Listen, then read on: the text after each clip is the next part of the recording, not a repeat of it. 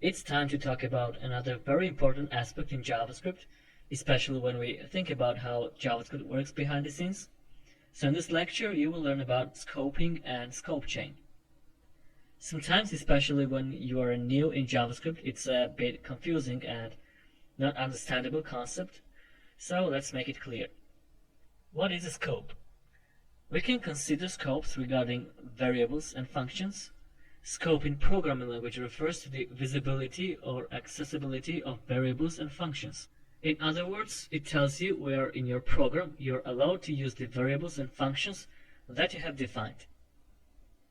Okay, suppose that we have some JavaScript code.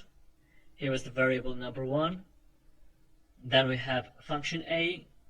Inside it we have another variable number 2. Then below we have another function B, and it contains another variable number 3.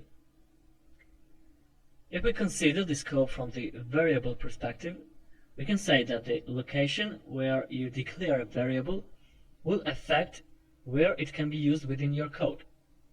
So here variable number 1 is created on global level, which literally refers to global window object. In other words, we call variables global when they are defined outside a function.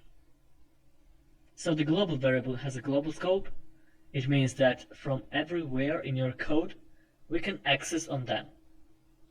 In our case, number 1 is a global variable, and it has a global scope. From the function perspective, we can say that in JavaScript, each function creates a new scope. So here, function A creates its own local scope, and the variable number 2, which is defined inside function A, is a local variable, because it's not accessible outside of the function A. So, local variables are variables that are defined within functions. They have local scope, which means that they can only be used within the functions that define them. Inside the function A, we have function B, which in the same way creates its own local scope, and in this local scope we have another local variable number 3, which is not accessible from outside function B. Alright, let's consider once more the accessibility on the variables that we have defined. For function B, there are outer environments, which are a local scope of function A and the global scope itself.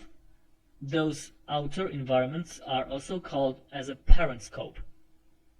In the same way, we can call local scope of function A as a child scope for global scope, and the local scope of function B as a child scope for function A.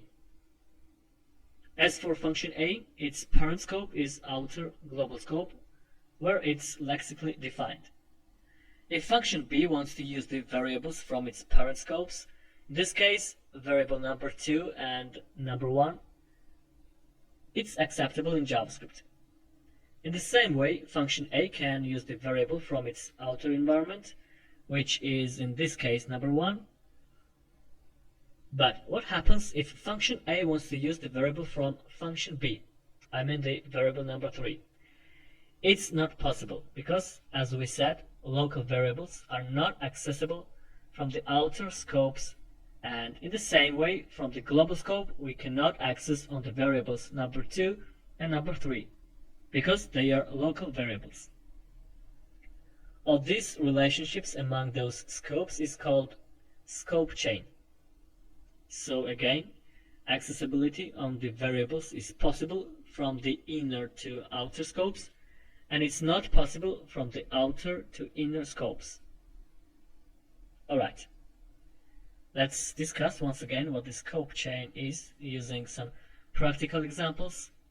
Open the text editor, use the same example that we have talked about, and write variable number 1 equals to 5. Then create function A, and inside it write variable number 2 equals to 10, and below write function B, and inside it create another variable var number 3 equals to 15.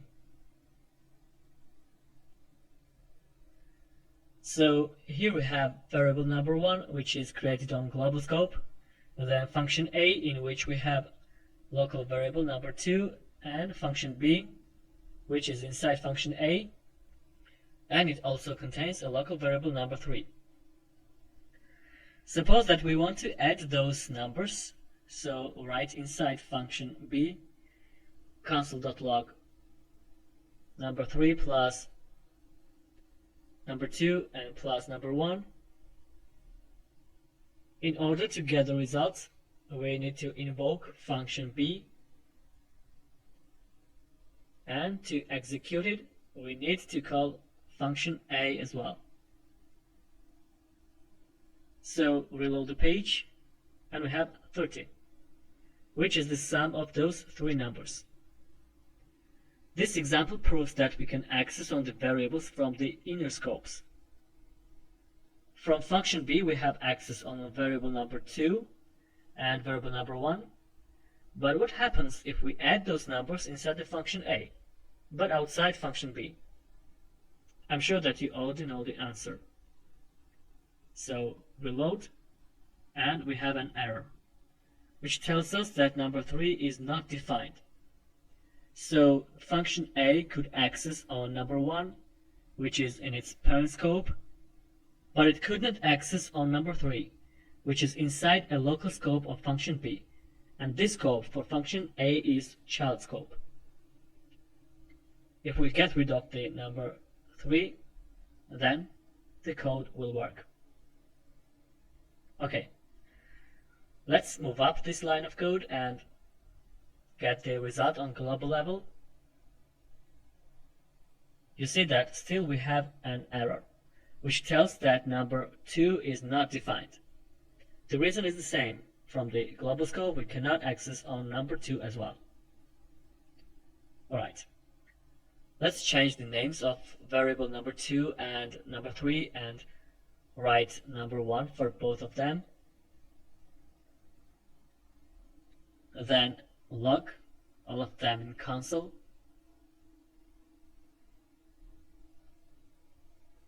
It seems that all of those variables are the same, but in different scopes they don't change their values. They're just different variables.